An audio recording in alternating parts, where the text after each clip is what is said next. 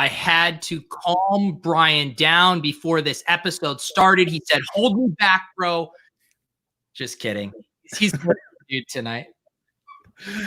I just woke up from a nap. That's how hard you had to hold me back.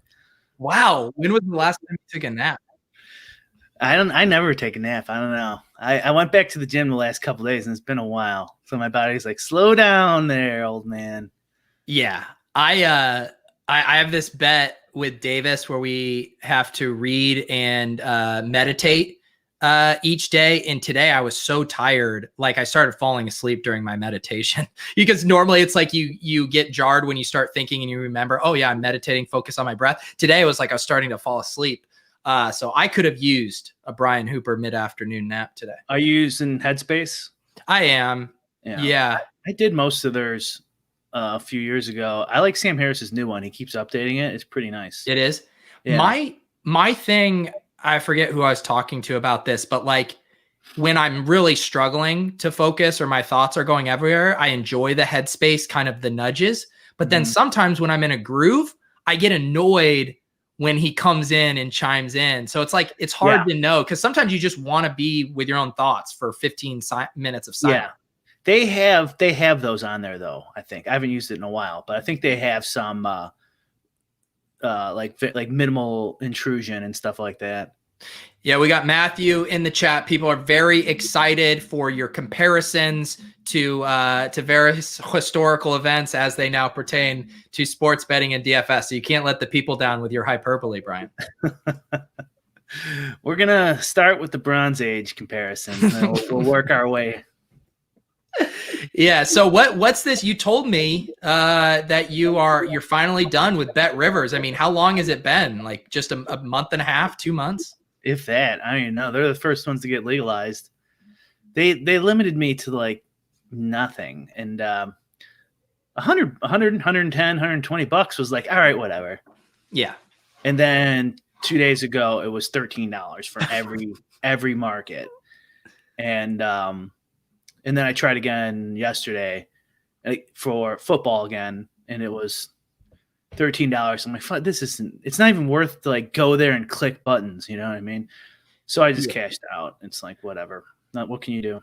Do they have like some kind of, I mean, I know that you're not getting anything undone, but do they have like a rep that you can contact and be like, hey, I'd love to allow you guys to collect VIG on my bets, but I can only bet $13 just to like hear what they say?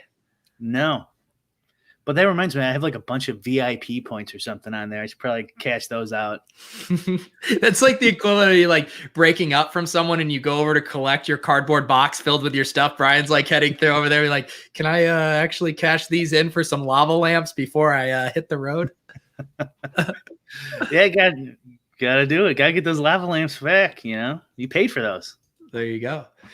So like you've been doing your props that you've been putting up. So now are you just betting on like Bovada and anywhere else? Yeah. Bovada, PointsBet, and FanDuel and DK are the only, well, Bovada's not legal here, but they serve America, are the only books that do it. I haven't done any on DK really. And so I guess now I'll start. Blender's asking if you got limited on just props or also sides and totals. I mean, I bet sides and totals, but there's not much. I was trying to mask my play a little bit. Like, there's only so much I can do. I can't beat sides or totals. I probably could have done some more derivatives. I think I wasn't betting that much. Yeah.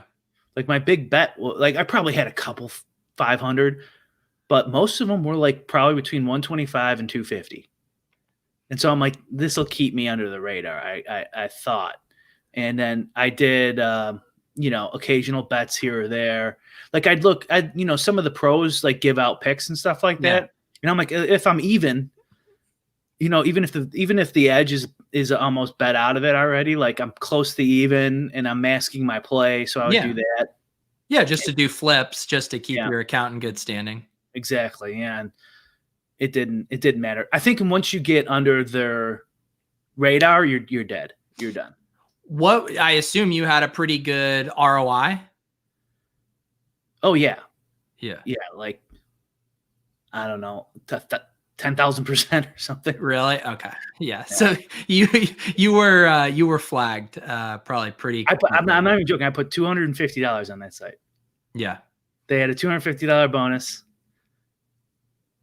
It 100% match. I'm like, yeah, I'll throw $250 on there. Wow. Wow.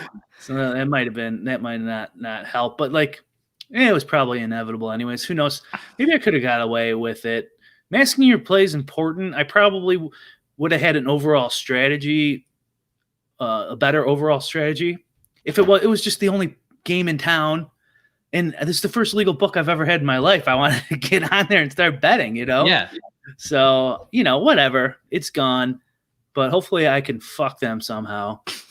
Do you think their flagging algorithm, like how many just like $500 bets on spreads and sides would you have to make until they're like, all right, we can let Brian bet more than $13 on a prop? I don't know. Captain Jack has a video everyone could check out. I think it's called the Sports Betting Pyramid.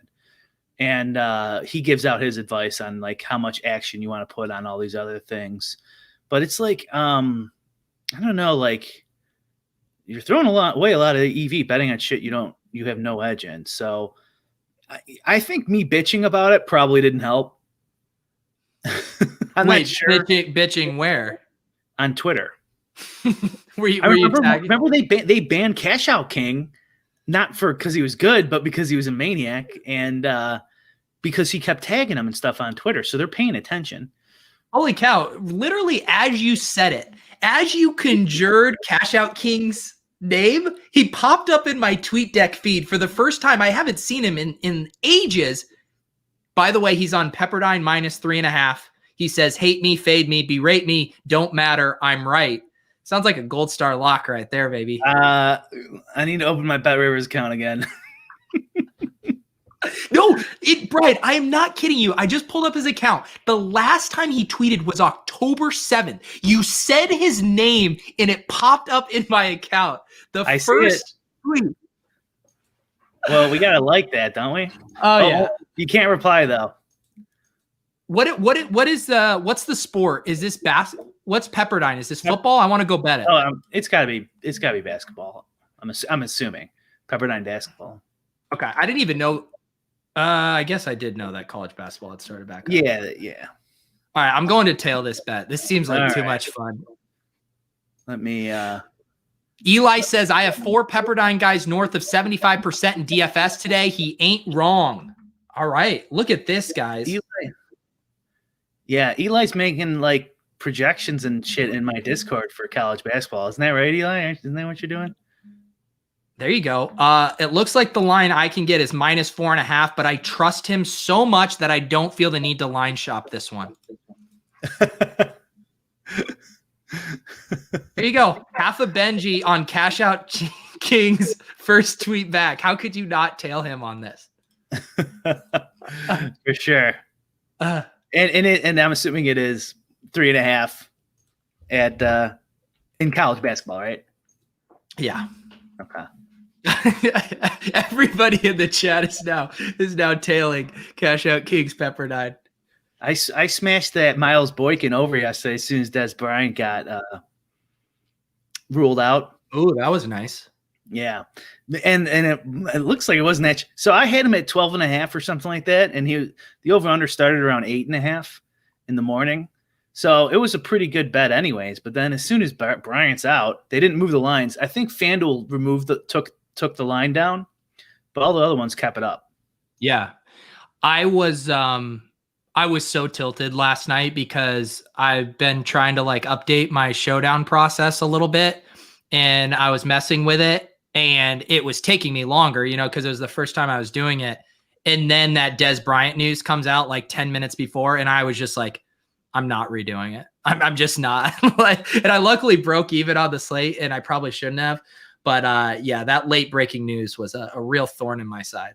So you didn't have Des Bryant in your line. No, I got him out of it. I'm just saying, okay. I would have run it with the boost to, whatever, Boykin and Duvernay and Prosh and whoever else, Luke Wilson. Yeah, I pivoted mostly to Duvernay, not enough Boykin. I didn't have enough time. Yeah. I wanted to do it like 50-50. off of Des Bryant, and but then I was like running out of time, and I just went Duvernay for the last ones. Yeah. So did you see James McCool had a really nice showdown hit. He had a single lineup in like 3 contests, $183 in entries, $40,000 hit. Not too bad. James McDupe, you mean? James McDupe. Yeah. What was it duped with in one? 4 people? I don't know. It was $7,000 off of 500,000. It must have been a lot. Please keep these comments going. These are so good. Jason Stanzel, sorry I'm late. Did I miss the prison assault portion of the program? Oh my goodness. Yeah. What kind of feedback? I saw a few comments in your Discord and my Discord. What other feedback did you get from last week? Somebody called me racist on the streets of Chicago here. But I think that was unrelated. Was that just Alex? You guys bumped into each other? Yeah, I don't. I think I got pretty good feedback. We got a lot of people. Some of them tagging you too, saying they liked it. Not enough people tagging me, for my liking. No, not enough, but some. And we got a decent amount of views compared to our other shows. So that's what it's all about. I mean, Brian doesn't even actually feel that passionately about it. He just knew that the rage was good for the views. I'm an actor. Excellent actor. So, okay, here's a tweet I just got. And now I'm immediately becoming self-conscious. I have never gotten this in my entire life. You know what? I'll just pull this up. I'm going to need you, Brian, to tell me if this is something that I should be thinking about. Hi, Peter Overzet. Can you make a fleet telling us what it's like to not have lips and how you overcame it? Do I have small lips? I have a policy of never responding to commies. So I wouldn't even act like that guy exists. Well, will people tell me, do I have like abnormally small lips? Really? Like, what does that even mean? I've just never heard this in my life. Someone tell me. It might be like the lighting and like your lips aren't that red, and so maybe they blend in or something. I mean, this one, thank you. I love getting comments like Dave Clark, lips are fine.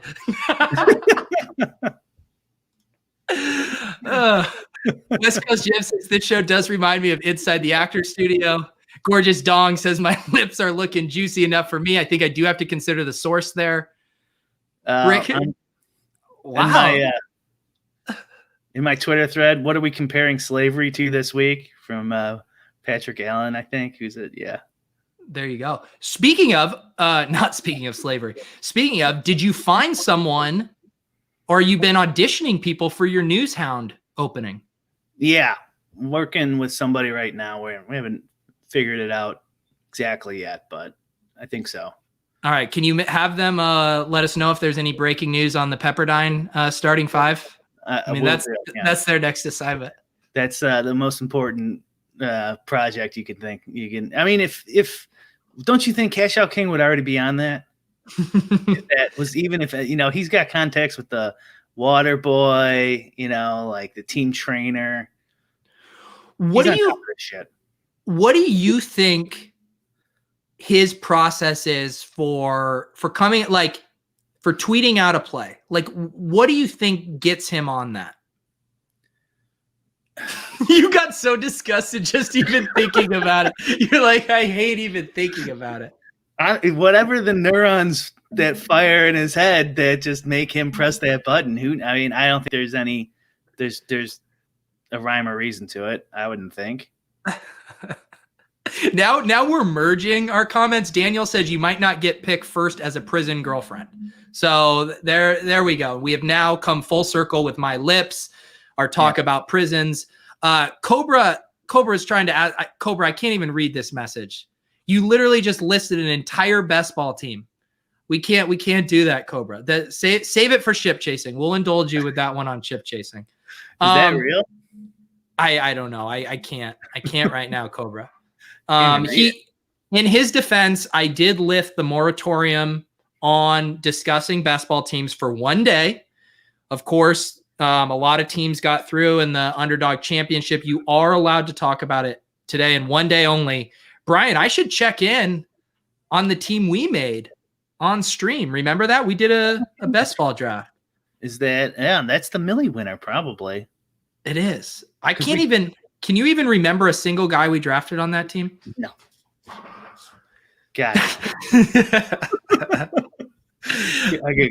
I could care less. Unless, of course, it might win a Millie. Then I'm all in. Actually, it might give me a sweat. My two season-long leagues that I'm still like legally bound to from like friendship being so long. There's like my worst seasons ever, and I made like 2 transactions throughout the year. Just like no interest at all. Yeah, it's man, I'm so like the way the FFPC leagues work is waivers end last week, and then everyone's playoffs rosters lock for the playoffs, and it feels like such a relief. It was so nice to not have to go through and do waivers today. Oh my God, I bet. It's so annoying. I can't believe that's so popular. What's wrong with you people? It's Mookie says, is this the streamer we tout our home league teams making it into the playoffs? That's exactly what it is. Please get them in. Send us screenshots. Let us know. But only if it's a buy-in under $50 and you have to have known the people for at least 10 years. Matt Hudson says, I have some transformational best ball teams. Oh, okay. Wow. Please, if you're gonna say that, you might as well add him, Matt. Yeah, add him. Don't just separate him. How is your Jim Cramer head-to-head GPP proceeding now? Have you guys locked anything in yet? I think you pointed out to me that he retweeted CSU Ram the other day. So maybe I feel like Randone really walked it back. He was acting like he was pals with Jim Cramer. He was defending his honor, said he follows him. I was hoping for the group DM. It didn't happen. Maybe if I go through Peter, I bet Peter has better Cramer connections. Okay. All right. Yeah, I think that should be. You were pushing for it. You want me to do a head-to-head challenge with Randone? I do. I think that'd be fun as hell. Yeah, I think a lot of people would love it. We could pump it up. Be good, trash talking on Twitter. Everyone would love it. Yeah. The side bets could get huge too. Maybe should it be like a decathlon where we play all these different sports, really stretch it out over a while. The problem is we're running out of good main slates, man. We're down to like a couple. That's true. Yeah. You probably would have to. You could do MMA, NFL. You want like at least like 6, right? Yeah. I feel like as a little side turn, I feel like the chorus around people who play MMA DFS is getting louder and louder about the game being broken on DraftKings. Good. Have you noticed that? No. I thought, no, because we've been saying that for months. Yeah. Yeah, I feel like I haven't been playing MMA during football season, but whenever I check my Twitter feed on a Saturday night, people are just tilting the scoring hard. People tagging DraftKings, proposing. People have been proposing that kind of time specific scoring based on like when the knockout happens kind of stuff. Especially in the first round. Yeah. Yeah. Yeah. I would do it like, a 5-point drop, like let's say it's 120 for like a first minute knockout, then 110 and then 100, something like that. Yeah. We'll get you closer. You could do the math and figure it out, but yeah, that it's not right that you knock a guy out in 18 seconds and then somebody who just threw a bunch of punches and wins a decision beats you in points. I mean, I don't know. I guess it's not super predictive. Yeah. And Joe in the chat says, can you elaborate on how it's broken? Brian just described one of the ways with the scoring, and then the other way is just with the DraftKings non-captain format that just results in so many dupes that could be really alleviated just by having a captain slot. Yeah, and an assistant to the regional manager would be perfect too. The referee scoring is like, what are you gonna do? Yeah, that's like Jordan in the chat, who is famously on the DK player committee. I mean, you can't get through one sentence without this guy reminding you he's on the player committee. He says MMA scoring may be getting revamped on DraftKings. So there you go. Little news nugget there for you MMA grinders. Don't add anything that we can't make a model on, Jordan.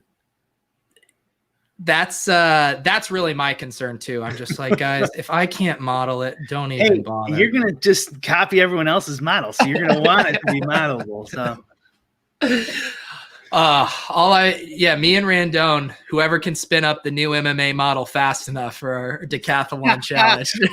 let's bet on that.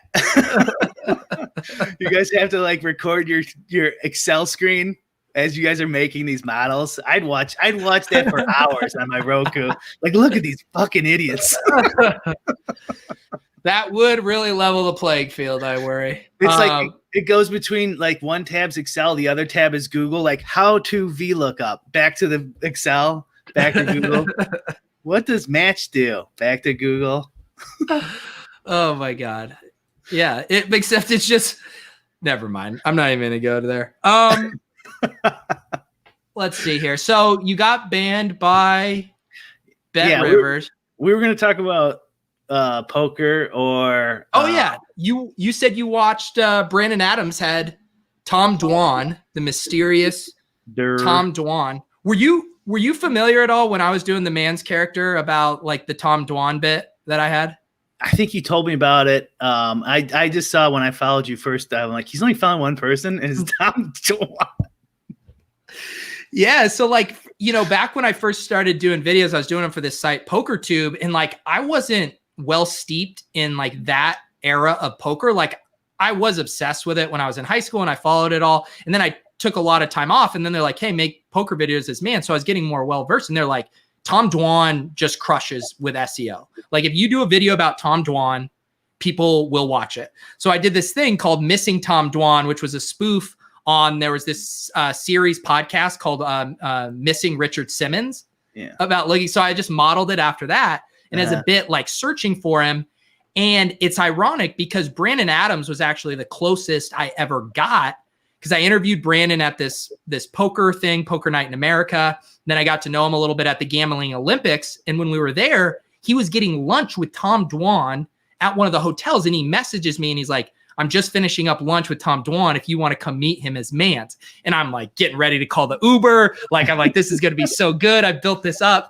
And right when I'm about to get in the Uber, he's like, oh, he just left. And I was like, well, you must not have given him the hard enough sell to sit around and wait for Mans to show up. But all that to say, he then went on Brandon Adams' podcast the other day. And I believe you said you didn't make it all the way through.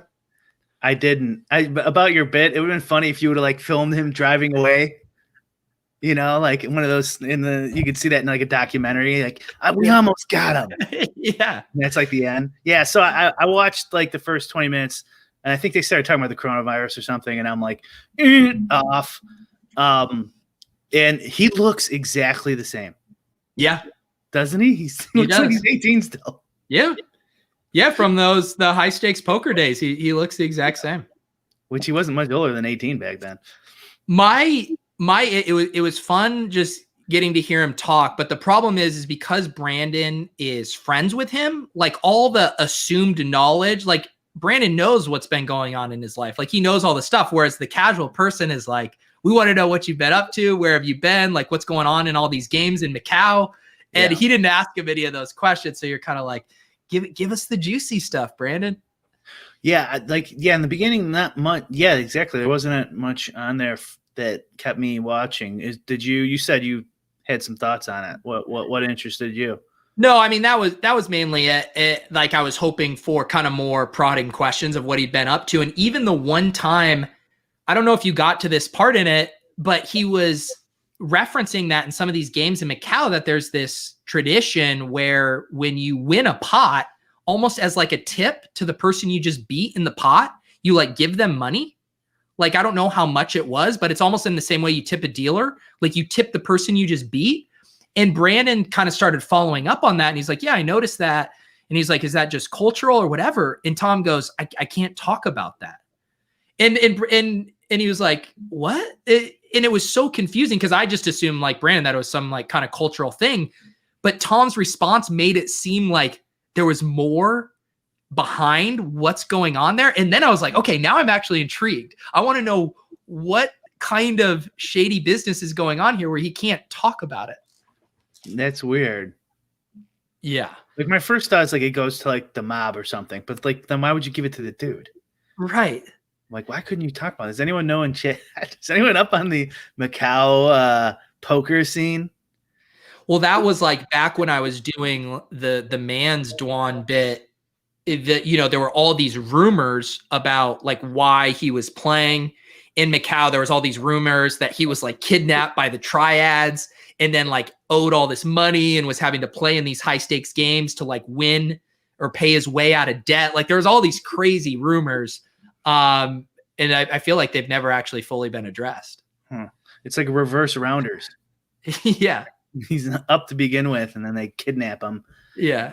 That's I thought it was just like the games dried up and him and Ivy went to Macau because there's a bunch of rich dudes throwing money around who don't know how to play. And I think Dwan too, as a player, like he's an action player. Like he loves playing flops. He has a very loose, aggressive style. Like these businessmen, and when you get in like the super, private high stakes games where you get good action, like you have to be an action player. Like it's why Antonio Esfandiari gets to sit in all of these kind of like celeb games because he's super fun and action heavy player. Like if you're just a tight knit, like no one wants to play with you. And so I think Dwan probably also endeared himself to those guys because they're like, man, this is an action player. Like he'll take action, but he'll give it as well. I remember I thought back in the day, Antonio online, his stats were pretty nitty. Maybe not. I don't know. It's been so long. What was I going to say about, I can't remember what I was going to say about those games, but yeah, I can't remember what I was going to say. Forget it. I feel like the last time I'd really thought about, I have been following a little bit more with the Doug Polk Negreanu challenge, which I feel like back when I was doing more poker stuff, there was always this conversation of like, is poker dead, or like we need more personalities in poker, or what's good for poker. I feel like this event has been good for it. Now I remember. Yes. I was going to say, okay, I wonder how, and since I'm not involved in poker anymore, this is probably someone knows this answer. Like, can like Dwan and I don't know who else was a stud back then. I mean, I know Phil Galfond still plays, but like, I wonder if Dwan, like Ivy and Dwan, I wonder if they could beat the like online nosebleeds now. See, I feel like it would be a similar dynamic where I would still probably take like guys like Ivy, and I'm just talking out of my ass, but I would take those guys probably in like mix game stuff, like live mix game, just because they're, and I know Dwan mentioned on that podcast, he's primarily playing short deck now. And I think that, and there was one anecdote where he said like he felt one of his strengths similar to Galfond was picking up these new games and getting ahead of the curve before they get solved more. But I also feel like if they went, they would probably lose to specialists, right? Like if there was someone at the highest stakes of like maybe Galfond playing pot limit Omaha all the time, like I feel like that's where the talent gap starts to increase. Right. That's what I'm talking about. Because mainly everyone just played back in the day, Nolan Holm, 6 max. Yeah. And then there was, some heads up specialists. And then like once you get up higher, there was 9 max. I mean, there was 9 max in the lower ones, but no one would play them. They, because they would be, unless they were, there wasn't a ton in like the 10, the 5-10, no limit going around. But like, once it got a little higher, like some noobs would sit at like a 9 max that wasn't full. You could play those, but mainly it was 6 max, no limit. And then PLO got kind of popular, probably like 3 years before the end. But like, and so like if you weren't good in those, you weren't making any money. So like, I mean, I'm assuming now like those guys must be amazing. Yeah. And that actually reminds me, Will, I feel bad if I'm going to butcher his last name. I think it's Jaff or Will Jaffe. He's a very good Twitter follow. He does these tough conversation videos, but he had this thread from last night of saying, I know I give Daniel Negreanu shit and I poked fun at him, but he deserves so much fucking respect for taking on this challenge. Really cannot be understated. Those who are in poker have an understanding of how good Doug is at heads up poker, but I'm not sure the general public really grasp it. I remember when him and Sauce were essentially the best heads up players in the world, and they did a challenge and Doug absolutely crushed him. And that's kind of what we're seeing here with just like someone who's just an absolute specialist in this specific game format versus someone who is maybe more of an all-around generalist when it comes to poker. Yeah. I mean, I follow Will too, and I don't know if I agree with this. Like, so like if he loses $1 million and loses the bet, like what are we giving him credit for exactly? Just putting on an entertainment product for fans, bringing more people into poker, not being afraid of looking embarrassed in front of a bunch of people as well. Fair enough. Okay. I agree with that. It seems like quite the price to pay. Here's the thing. Daniel Negreanu is a very, very rich man. And see that net worth. I bet he is, but a lot of those guys blew some money. He picked the right pony though. Yeah. Back in the day. Well, and now he has a massive deal with GG Poker and all that. I think he's doing just fine.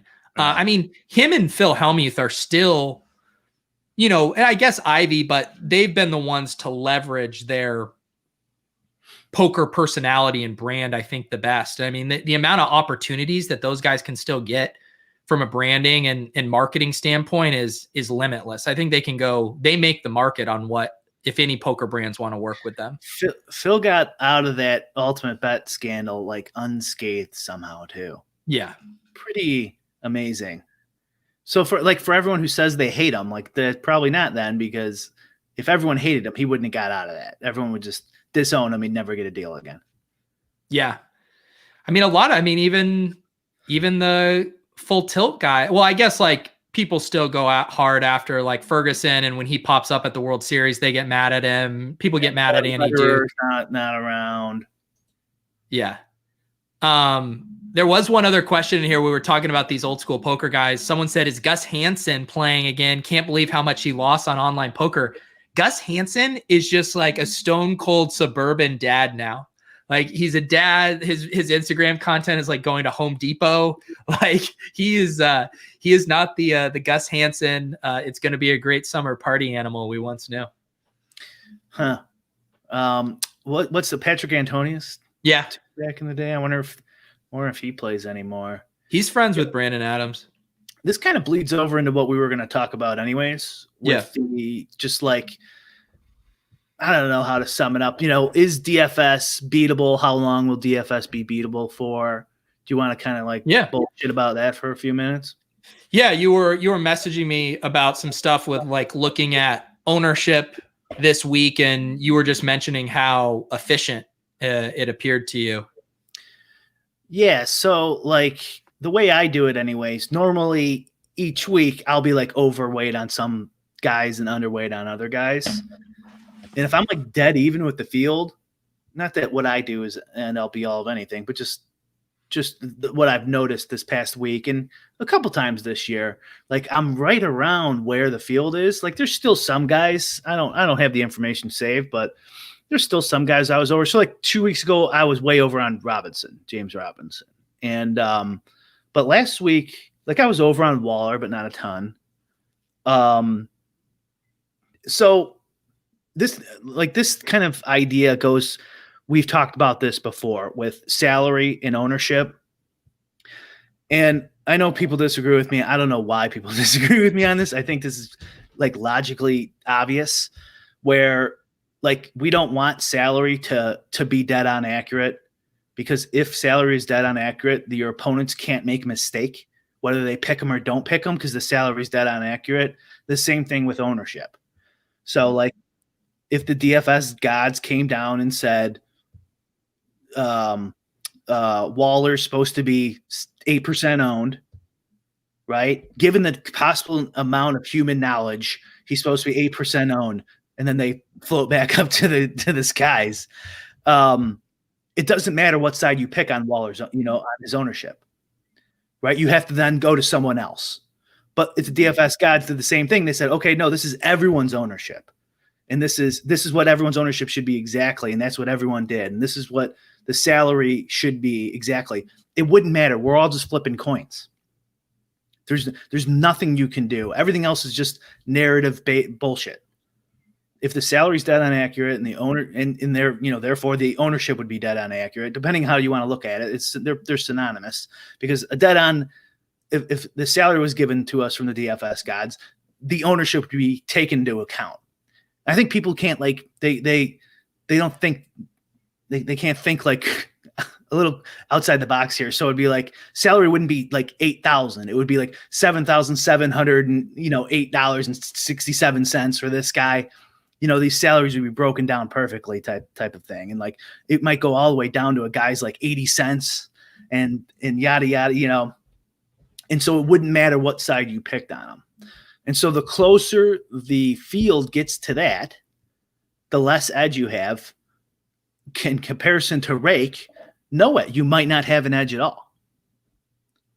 So like the closer ownership in the millie or whatever, especially the millie, considering there's so many dead lineups in there and dummies, or not dummies, people who don't pay attention to this board and are just having fun. The closer that gets, like, we're all kind of in trouble. Well, how much of it? So like, this is a difference in like how we play, right? Because you are modeling your own projections for fantasy points and you're modeling your own projections for ownership. And what you're kind of doing there is, right, you're saying I'm trying to beat, what the rest of the market is doing with my own information. Whereas then someone like me, I'm taking other people's information, I'm aggregating it, and then I'm trying to make decisions based on that available information. Like, because we're kind of doing two different things in how we approach it, right? Mm-hmm. And so like how, because to me, it's like for you, if the ownership gets more and more efficient, like that takes away your edge. Whereas for me, like I'm using publicly available ownership anyways and trying to make decisions off of it. Like I feel like I'm less, like my edge doesn't change because I'm not trying to get an edge on my own ownership projections, if that makes sense. Sure. Yeah. I'm saying that's irrelevant. So if the salary is exactly what it should be, 7,700, 62 and 50 cents. It doesn't matter whose aggregate projections you aggregate. If you come up with your own ownership, if you don't, it doesn't matter. It's irrelevant. It doesn't matter what side you pick. That number is right. Now the other numbers might be wrong. And now, so just think of it like, let's say there's 10 players in the pool. 7 of them are dead on accurate. Throw them out the window. They're all coin flips. There's nothing you can do. The other 3, hopefully you could pick better than your opponents. Yeah. It doesn't matter if you aggregate or make your own or whatever. And so ownership is kind of like, you could think of it kind of like a balancing for the salaries being off. So, okay, the DFS gods didn't make the salary. Waller should have been a little higher, but then let's just say hypothetically, his ownership is higher, like 15% or something like that. Okay, well then that's about right? That would even it out. And then you can't do anything there either. Yeah. So it doesn't matter what you do. If it's exactly right, what exactly should be, it's like flipping a coin. If it's 50-50, you could be like, oh no, but Osimo and ETR said the heads was good this week. You know what I mean? It's like, yeah, but it doesn't matter, dude. It's 50-50. You're just playing in games of narrative at this point. So what specific examples made you think of this? Because I feel like we could go pull up ownership and point to a lot of things of being like, okay, this was like a narrative driven thing. Oh, this was a product of recency bias. People didn't want to play him because he was coming off an injury. Oh, Adam touted this guy as the best play on the ETR flagship show. Like, I feel like we could find like human error baked into these for very specific reasons. What made you kind of think it was getting so efficient?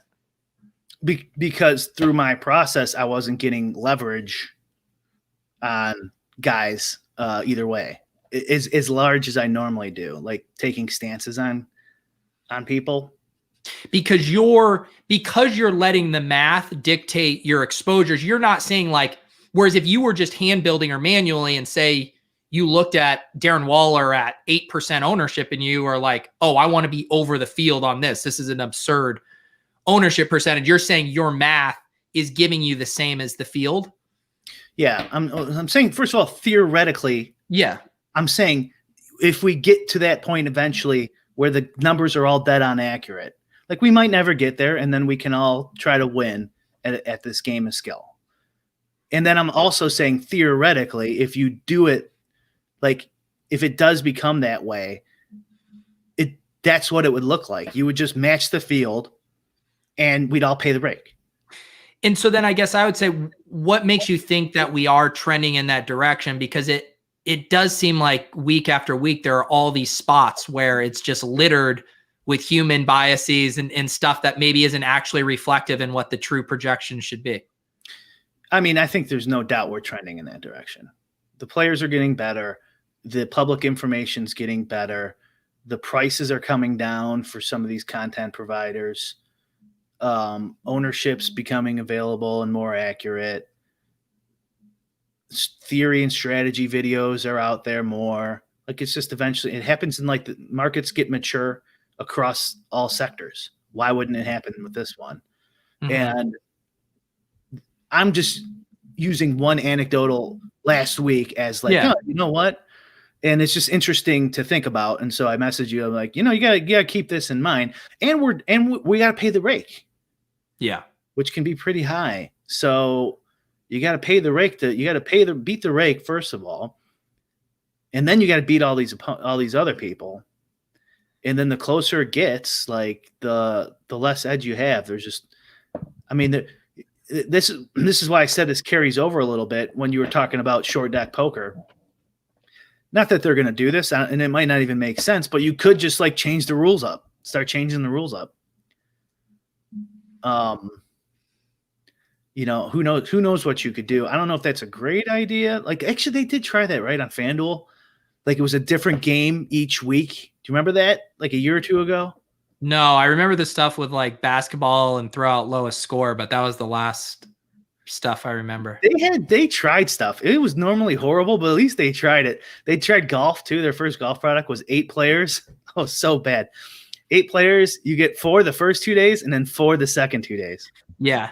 But you got to think of, I agree for sharp players and for you, I mean, it's getting harder to just be profitable as it gets more efficient, but like, are the sites optimizing to make the games harder? Or are they optimizing to bring more people in and have it easy for casuals to play? Like if you change up the rules each week, casuals are going to feel alienated and not as interested in hand building lineups on their phone while drunk on a Saturday night. Yeah, it could be a completely awful idea that would ruin the industry. I'm just saying hypothetically that once, and they're probably never going to do it. I'm just saying hypothetically, purely hypothetically, like you could just change the rules of the game and then everyone's like at square one again. Yeah. Like when Showdown came out, no one knew what the hell they were doing. People laughed at it. A bunch of good players wouldn't play it. Yeah. That worked out, but I wouldn't go insane, but there's things maybe you can do.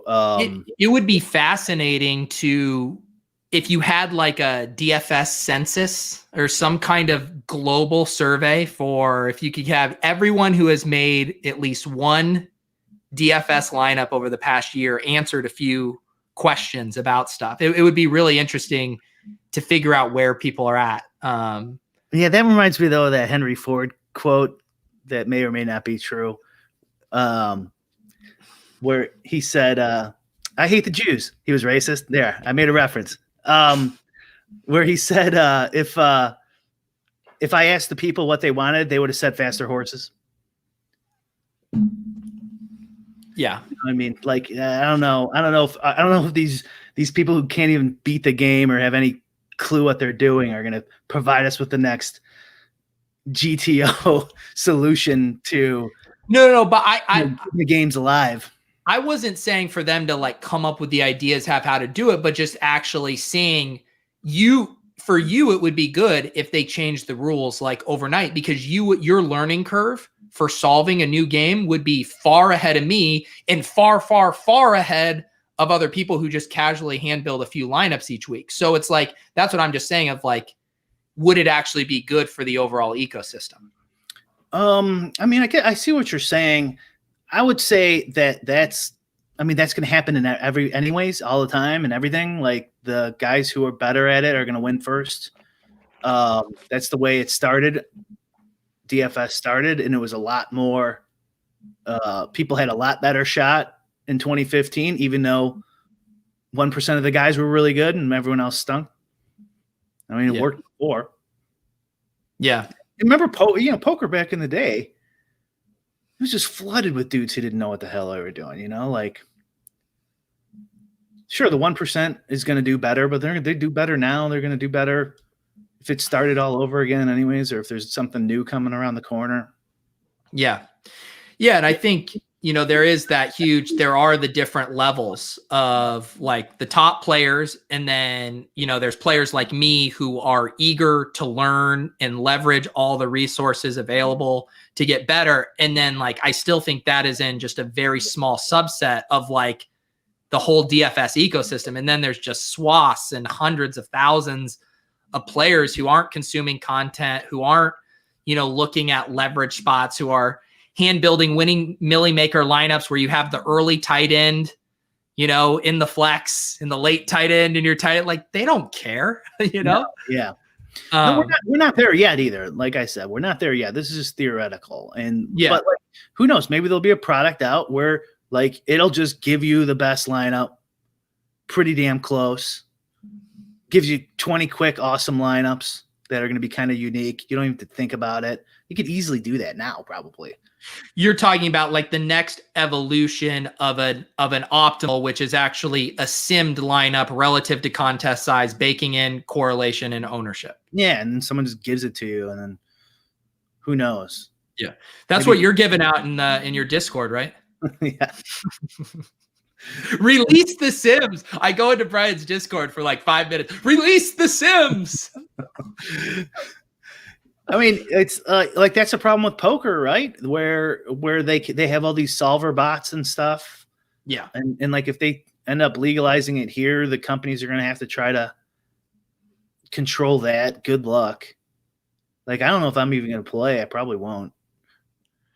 But the thing that's interesting about that is like you can see why that sprouted up as like a business opportunity, right? Like if I could create a solver and I could sell it to all these users across the globe who want to use it for their own research, whereas like how do you scale or sell? Like if you decided like I want to start sharing my Sims with the world, like how could you scale that as like a profitable business? Well, I mean, if you just put everyone else out of business and you just make $100,000 a month or something. Sounds like you've thought about it. I mean, somebody could come up with something, but it doesn't even have to be that far. It could just be like, okay, maybe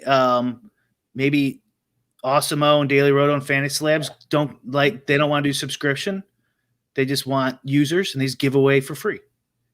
So now all that stuff's free. Like it's possible that could easily happen. They're getting close. Some of these sites are pretty damn cheap. Yeah. Although there's another element to this. And again, I'm just playing devil's advocate. I agree with your larger point that we're trending toward the market getting smarter and sharper. But the other element of people subscribing to sites is a community / tribalistic thing. Like people like being on the team. There's the reason people do screenshots and tag their favorite touts. Like they feel like, hey, we won one for the team too. So I think there'll always be that community element as well, where people feel like, I'm a part of this relationship. I'm part of that, to where I feel like that's hard to measure this as well. We're also competing against the state. Here we go. Let's do some references. No, but seriously, if revenue goes down for the state, they're going to look for places to get money. And generally they look at like sin taxes, right? They don't want to raise money on you. So they just go, okay, let's just raise gambling taxes. So like, and then, okay, FanDuel goes under. Now we just have DraftKings and whatever, one other site or something. And then the taxes go even higher, right? There's a lot of ways. And then the tools get easy. The tools get better. The taxes get higher. There's a lot of ways this can go. I'm responding to the comments. Cobra says, next time I min cash, I will say thanks for the min cash over Zet. And I said, thank you. Little did I know the shoe was about to drop. And if I win the Millie Maker, I will say thanks, Brian Hooper. You probably have a better shot with Pete winning that Millie than you had with me. I haven't been playing the Millie much, although I have a few tickets. I've been winning some tickets in my showdown qualifiers. So maybe this is my week. This is the week I banked the Millie. And I think you were going to go to this point before where, or maybe you talked about it on one of your other shows, where like there's different ownership in the SPY than the Millie. Yeah. And so like, I think that's definitely an avenue to look at for people, because most of like the strategy info out there and the ownership projections and stuff are for large field GPPs. So it might behoove people, especially in the NFL, to stick to the 2,000 or less fields and just try to beat those. Totally. And it's been an interesting experience for me, because what I play in my personal role with like the spies in the red zone, like the $50 and $100 single entries is kind of where I'm exclusively playing. But then for the tilt space, we've been doing like the $1,500 game changer. Last week we did the 4,444. And it's been fascinating to get more in the weeds with how the ownership works on those levels. And especially in those higher single entry or 3 max contests, there's like all these interesting things where the chalk is condensing almost even harder around the best plays. But then there's this out leveling situation as well, where everyone's consuming the content. They know the projected chalk for the larger field stuff, and they're making hard pivots off of that in hopes of getting ahead of that. But everyone's doing the same thing in that contest. It's like you're reacting to the large field ownership in small field. And then it goes back to what I made the video about it last year. I was like Zidane in the World Cup, where you kick the PK straight down the center because the goalie is guessing left or right. It's like maybe just going down the center sometimes in those contests is what makes sense. Yeah, no, I think certainly you can get some edges in there. In my example of that's, it may never, it's almost definitely never going to happen, because DraftKings is never going to price the players perfectly. But if they did, even all that stuff would just be, and they would probably price them differently in different events based on how many players there are in there. Like that would probably be like the GTO solution for that. So that's never going to happen. But if it gets close enough and rate gets high enough, it's probably better to just look for another market. And there'll be another one. Yeah. There'll be another one. There's got to be. Yeah. Tailing Cash Out King on college basketball sites. How we looking here, Pepperdine? This is the problem with me and betting, is like I very rarely get sweat equity out of it. Oh, this game hasn't even started. Oh, no. I'm ashamed to say I bet it at 4.5. So did I. I thought you were going to say you took the other side. I was like, you can't. He's probably shaving off a point anyways. Oh no, I got it at 3.5. Sure you did, Cash Out King. Ooh, that's a good strategy. You just shave it off, and then people look around for it and can't find it. Oh yeah, touts do this shit all the time. They do it all the time. They'll shave off a point or half a point, or they'll get it at -145 and then they'll say -110.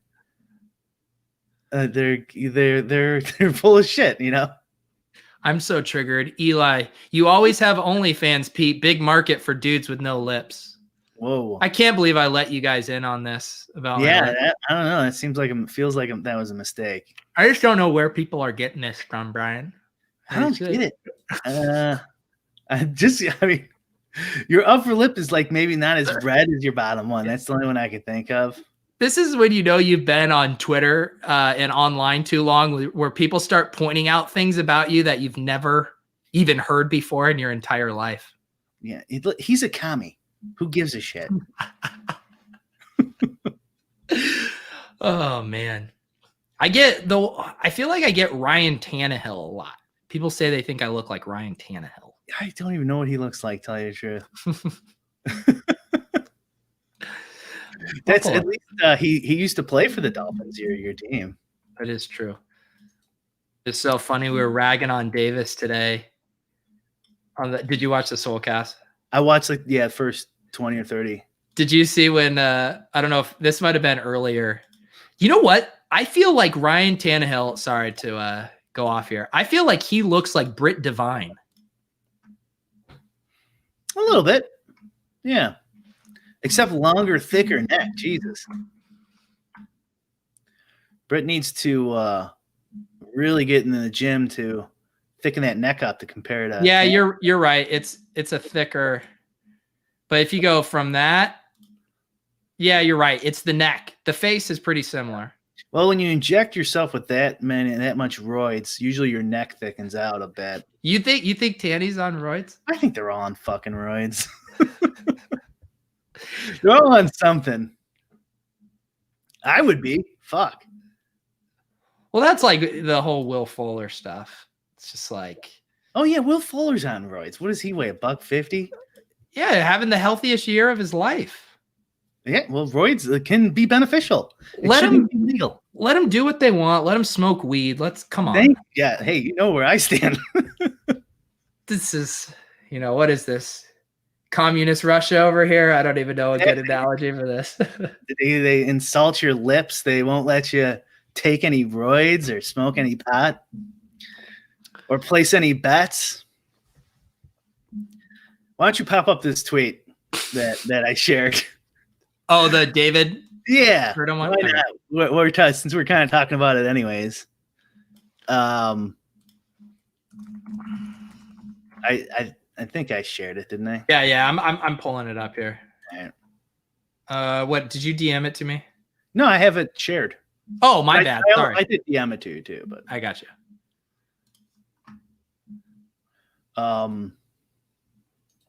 This is like exactly what I was saying we shouldn't do.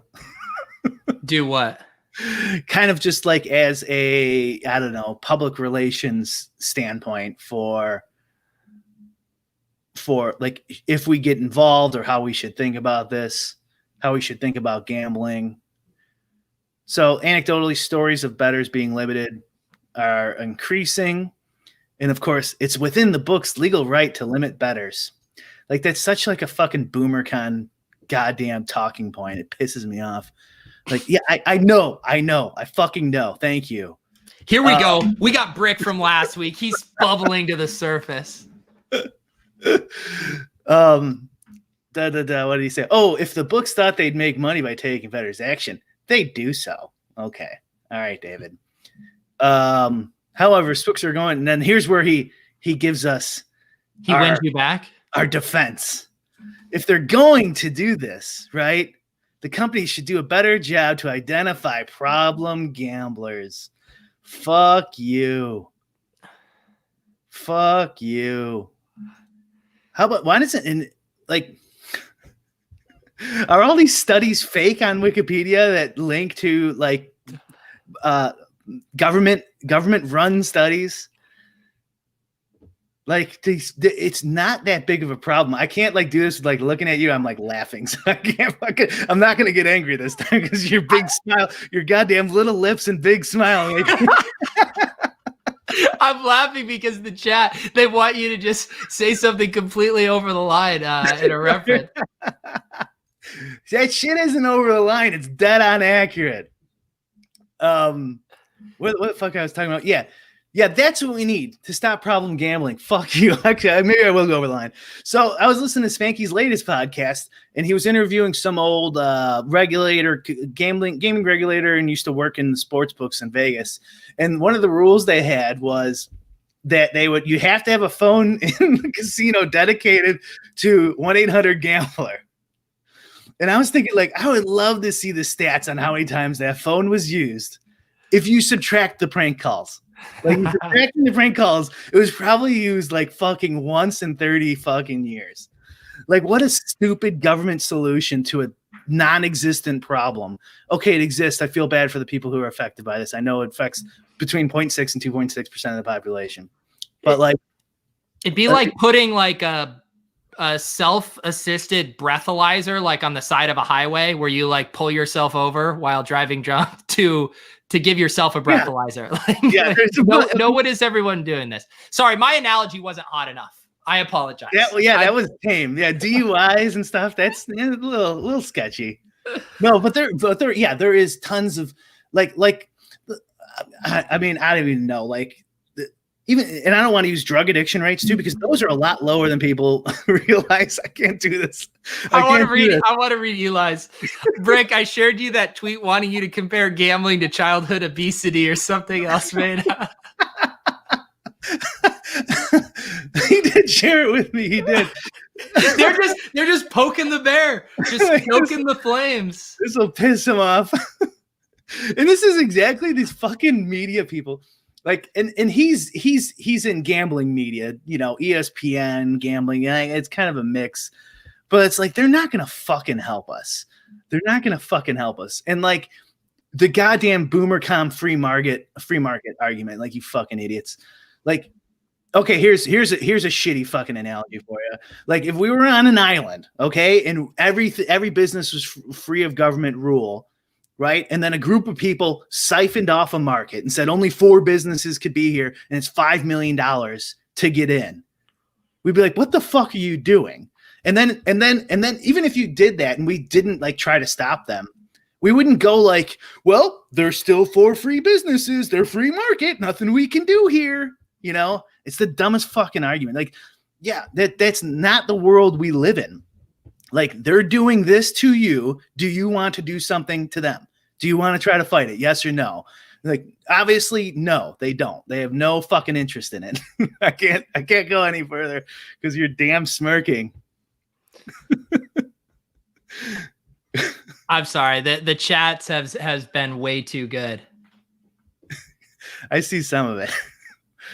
Would you compare the media to Nazis? Oh my, oh baby.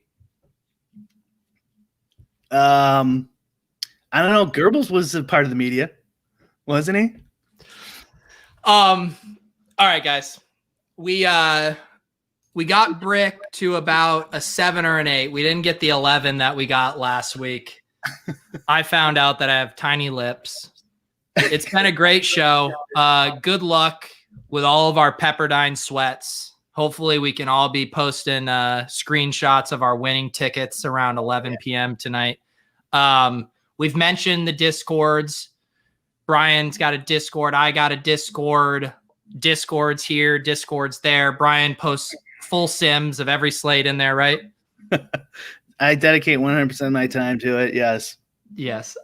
Please subscribe to the channel. Smash the like button. We are here through thick and thin every single Wednesday night at 8 p.m. Eastern. You guys can download this in audio version if you'd like. We appreciate you guys hanging out. As always, have a terrific Wednesday. And don't forget, remove toxicity, guys. Remove toxicity. Well said.